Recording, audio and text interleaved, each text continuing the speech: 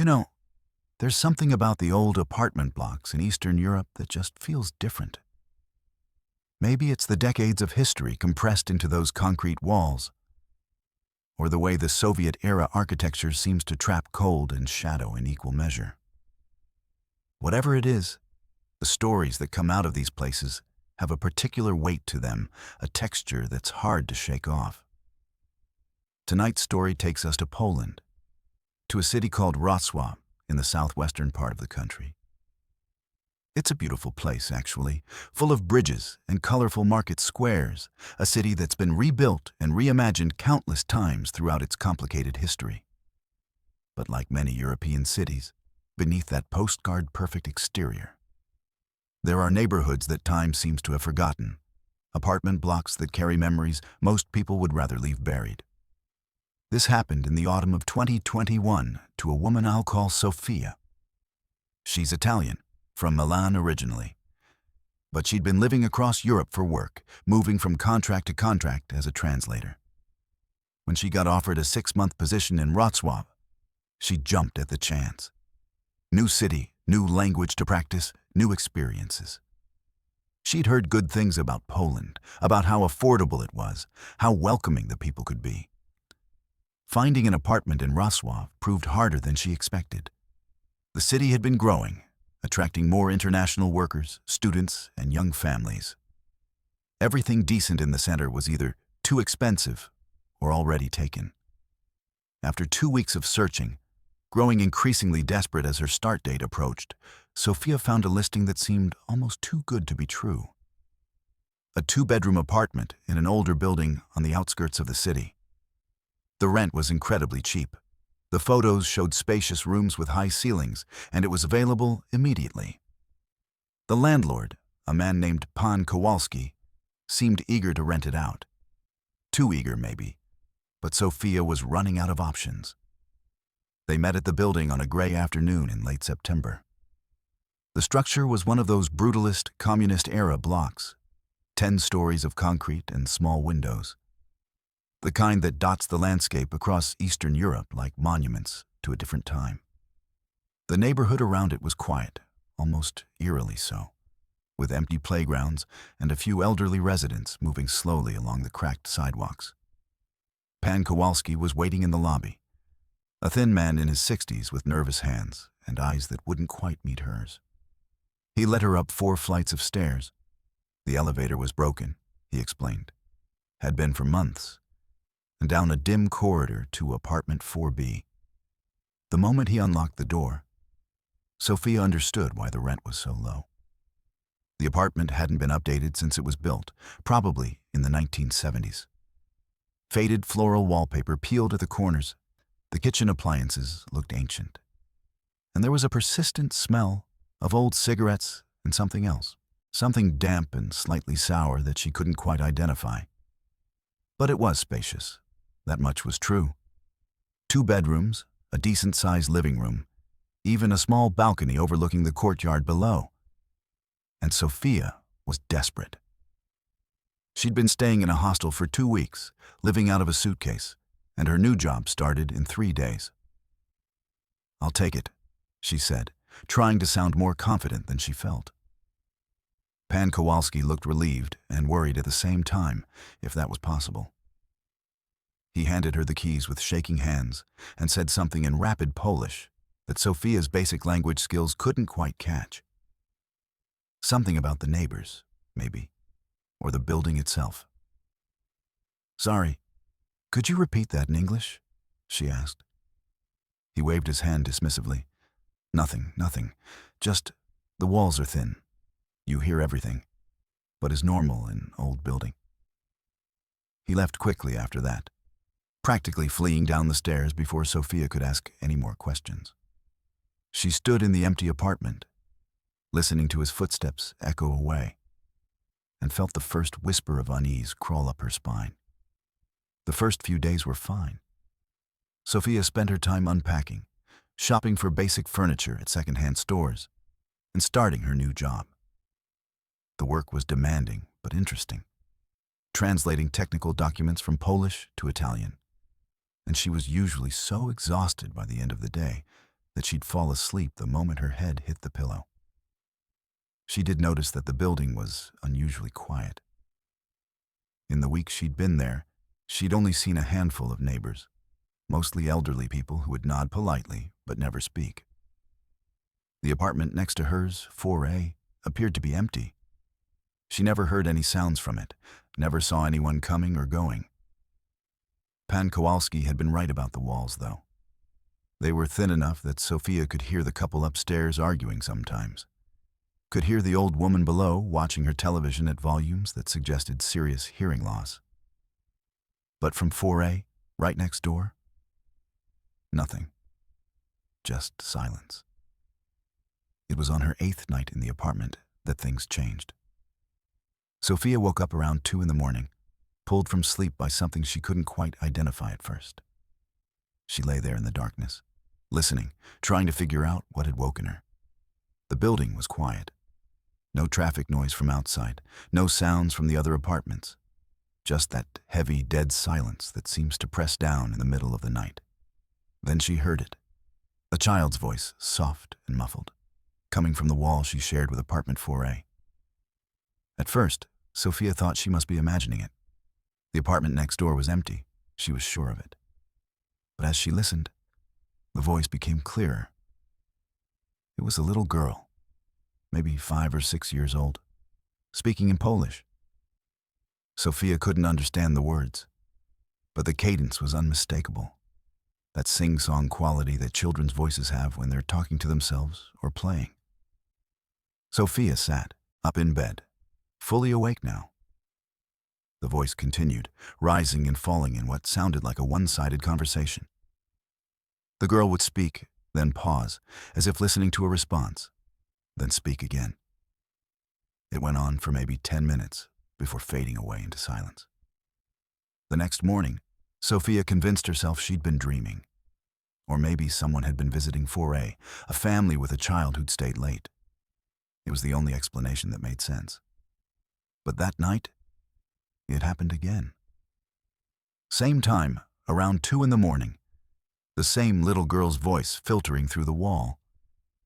This time, Sofia pressed her ear against the plaster, listening more carefully. The girl was definitely having a conversation with someone, speaking in Polish that was too fast and too colloquial for Sofia to follow. But what struck her was the tone. Excited, happy, the way children sound when they're playing with a friend. Then she heard something that made her blood run cold. The girl giggled, a bright, innocent sound, and said something that Sofia's basic Polish could just barely parse. Again. Do it again. There was a pause, then a sound, a dull thud against the wall, like something heavy had been dropped. The girl giggled again, delighted. Sofia pulled away from the wall, her heart pounding. In the morning, she told herself. In the morning, she'd check. She'd knock on the door of 4A and see if anyone was there. Maybe a family had moved in without her noticing. Maybe she'd just missed them. But when morning came and Sofia knocked on the door of 4A, there was no answer. She knocked again, louder, waited, listened. Nothing. The apartment was silent, and when she tried the handle, it was locked. She even looked through the mail slot, squinting into the darkness beyond. From what she could see, the apartment was empty. No furniture, no lights, no signs of life at all. That evening, Sofia mentioned it to one of her co-workers, a Polish woman named Kasia, who'd been friendly and helpful during her first week. They were having coffee in the break room, and Sofia tried to make it sound casual, just a curious story about her new apartment. So, I keep hearing this child's voice at night, coming from the empty apartment next door. Weird, right? Kasia's face changed. The friendly expression drained away, replaced by something that looked like concern mixed with fear. What address? She asked quietly. Sofia told her. Kasia set down her coffee cup carefully. 4B? You're in 4B? Yes, why? Sofia, Kasia said slowly, you need to find a new apartment, soon. The way she said it, the absolute seriousness in her voice, made Sofia's stomach clench. What do you mean? What's wrong with it? Kasia glanced around the break room, making sure they were alone. That building, everyone in Wrocław knows about it. Most people from the city wouldn't live there if you paid them. There's a reason the rent is so cheap. What happened there? Kasia took a deep breath. About 15 years ago, maybe. 2006 or 2007, there was a family living in 4A. A young couple with a little girl, maybe 5 years old. The father, he had problems. Drinking, drugs, anger issues. The neighbors, they would hear him shouting all the time, hear things breaking, the mother crying. Sofia felt her mouth go dry. One night, Kasia continued, her voice barely above a whisper. The neighbors heard the worst fight yet. Screaming, crashes, things being thrown. Someone called the police, but by the time they arrived, it was too late. The father had killed his wife and daughter, stabbed them both in the apartment, then killed himself. They say the little girl tried to hide, that she ran into her bedroom and locked the door. But he broke it down. The break room suddenly felt very cold. Sofia wrapped her arms around herself. But that's not even the worst part, Kasia said. After it happened, people started reporting strange things. Other tenants in the building would hear a child crying at night, hear footsteps in the empty apartment, see shadows moving past the windows, even though no one lived there anymore. The landlord, he tried to rent it out a few times, but no one would stay more than a week. They'd all leave in the middle of the night, saying they heard voices, felt presences, saw things they couldn't explain. Why didn't anyone tell me this? Sofia asked, her voice shaking slightly. Kasia looked sympathetic. Pan Kowalski, he's desperate.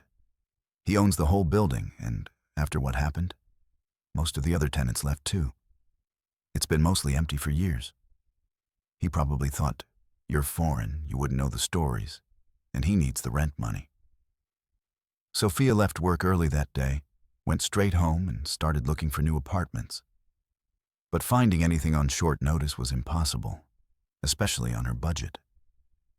She'd signed a 6-month lease, paid a deposit. Breaking it early would cost her money she didn't have. She decided to stick it out, at least for a few weeks, until she could find something else. She was a rational person, she told herself. Traumatic events don't create ghosts.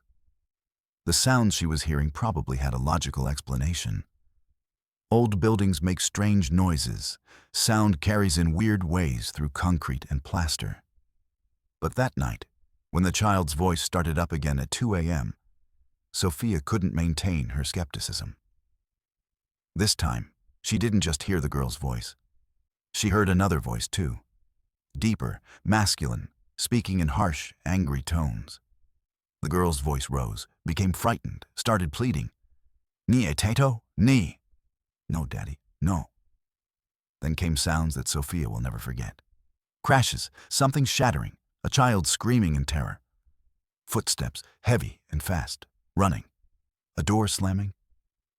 Then the worst sound of all, a child crying, begging in Polish. And then a sudden, horrible silence. Sofia sat frozen in her bed, tears streaming down her face, listening to the echo of a tragedy that had played out 15 years ago, but seemed to be replaying itself in the apartment next door. She wanted to run, to get out of the building right then, but she was paralyzed with fear, with the weight of what she was hearing. When the sounds finally stopped, when silence returned to the building, Sofia found she couldn't move. She sat there until dawn broke, until light started creeping through her windows, only then feeling brave enough to get up, to pack a bag, to leave. She stayed with Kasia for the next few days, sleeping on her couch, trying to figure out what to do.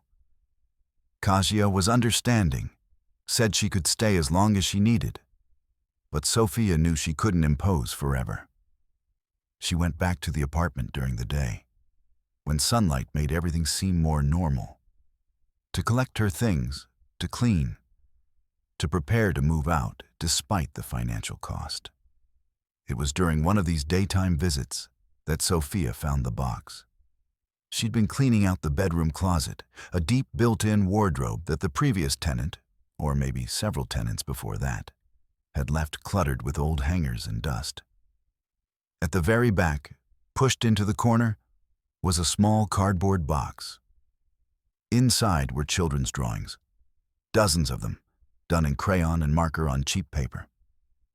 Most were typical kid stuff: houses with triangular roofs, stick figure families, colorful rainbows.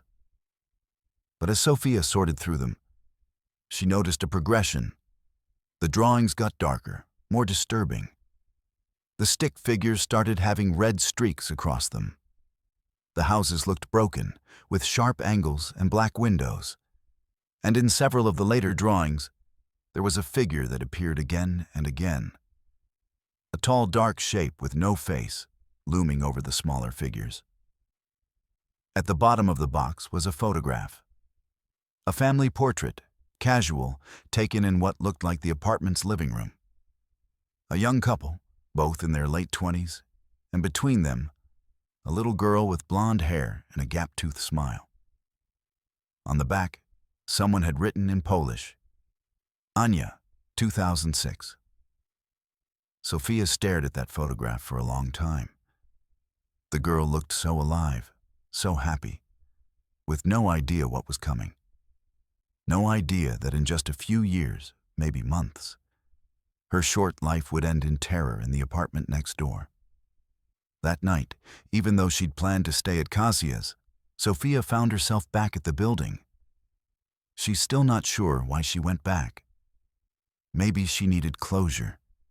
Maybe she felt she owed something to the child whose suffering she'd been forced to witness, even across the barrier of years. Maybe she just needed to understand. She sat in her bedroom, lights on, waiting. At exactly 2 a.m., the sound started again. But this time, Sofia was prepared. She'd spent the afternoon learning some basic Polish phrases, simple words that a frightened child might understand.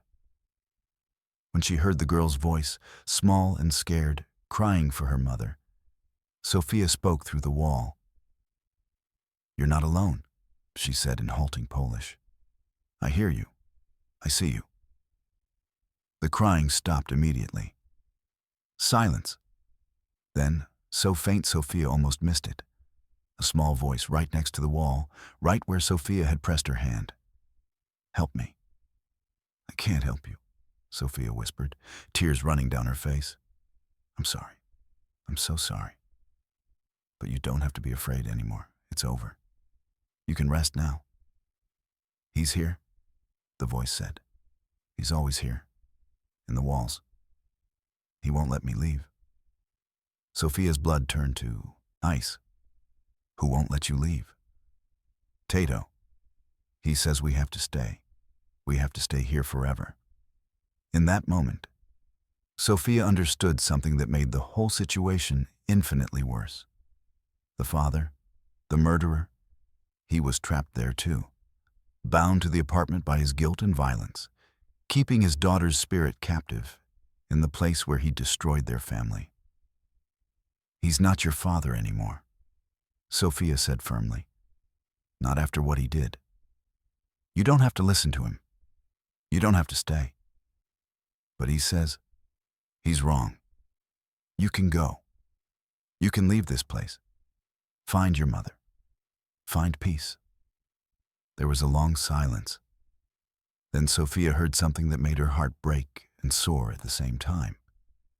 The little girl started singing, softly at first, then louder.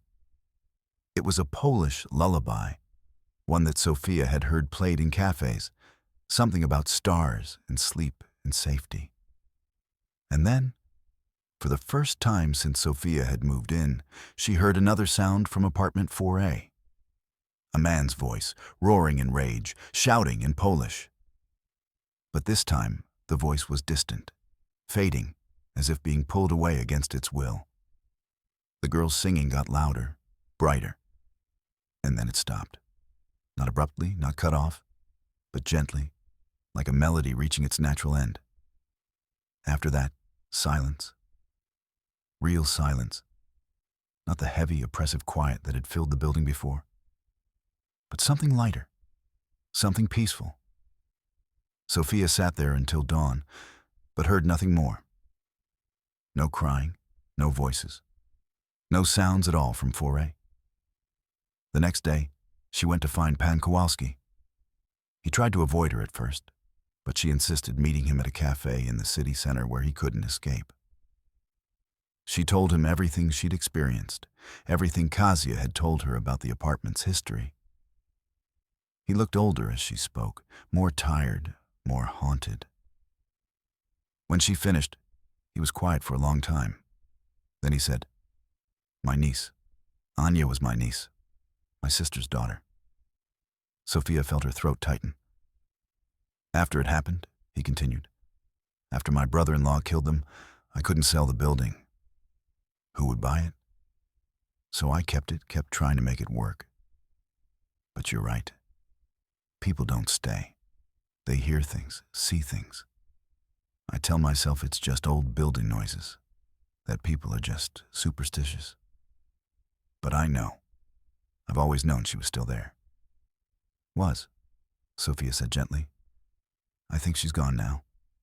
I think she finally left." Pan Kowalski looked at her with something like hope in his eyes. "Really? I think so.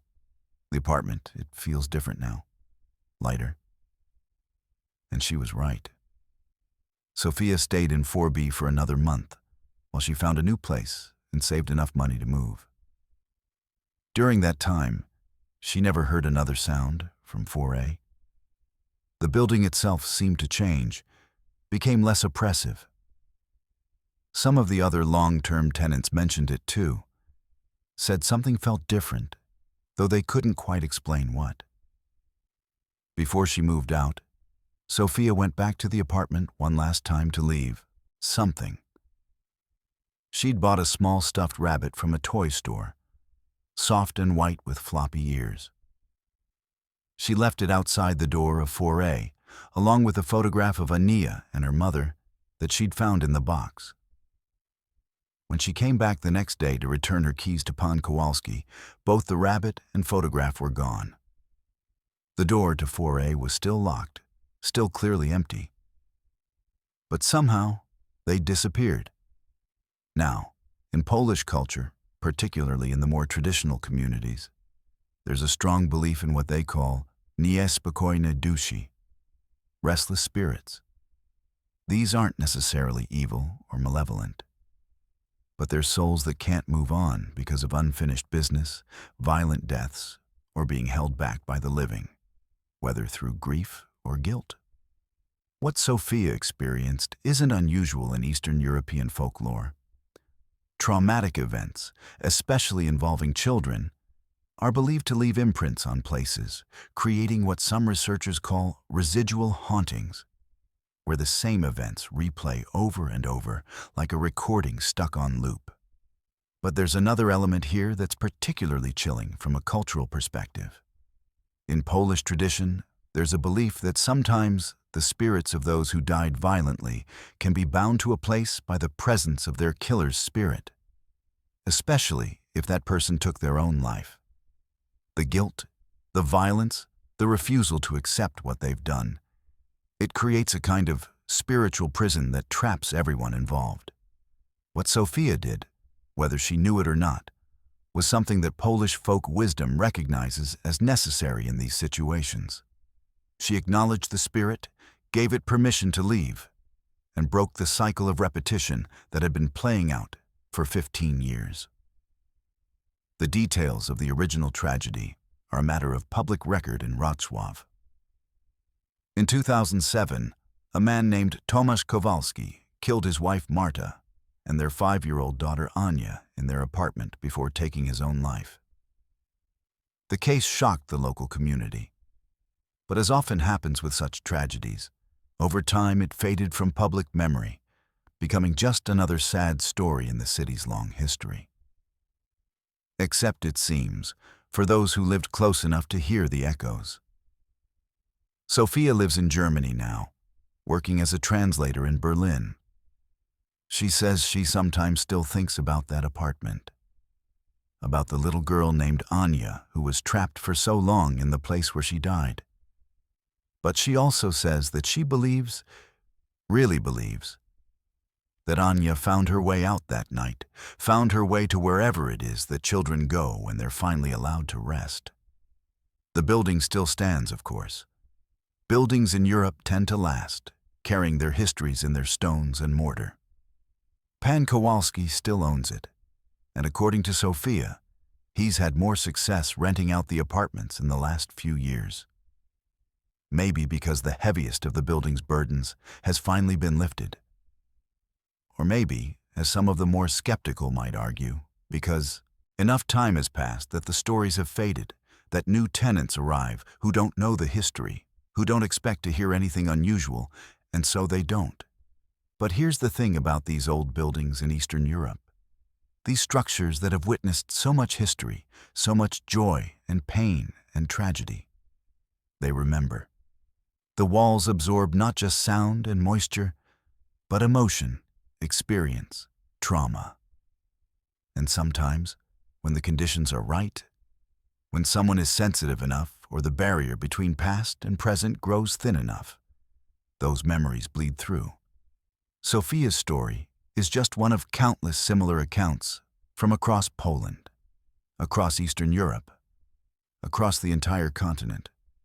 Stories of apartments that won't stay rented, of houses where children's voices echo long after the children themselves have gone, of places that seem to trap time and tragedy in equal measure. The rationalist in us wants to explain these experiences away. Old buildings make noise. Grief makes us hear and see things that aren't there. Trauma creates patterns that our brains impose on random events. And maybe that's all it is. Maybe Sofia, stressed by a new job in a new country, living alone in an unfamiliar place, simply experienced a series of coincidences that her mind wove into a coherent narrative. But I've heard too many of these stories, from too many different people, across too many different countries, to dismiss them all as coincidence or imagination. There's a consistency to them, a texture, a weight that suggests something real, even if that reality operates by rules we don't fully understand. In the end, whether you believe Sofia's story or not probably says more about your own relationship with the unknown than it does about what actually happened in that apartment. But if you ever find yourself looking at rental listings in an old European city, and you come across something that seems too good to be true, something in a building where the rent is suspiciously cheap and the landlord seems eager to avoid questions, maybe take a moment to ask yourself why. Because in Europe, the past is never really past. It lives in the stones and streets, in the buildings and bones of the cities, and sometimes, in the quiet hours of the night. It reminds us that it's still here, still waiting, still calling out to anyone willing to listen. Thank you for staying with me through this story. If you've had similar experiences, or if you know the history of buildings in your own city that carry these kinds of shadows, I'd love to hear about them. Until next time, keep listening, keep questioning, and remember that sometimes the most unsettling stories are the ones that actually happened.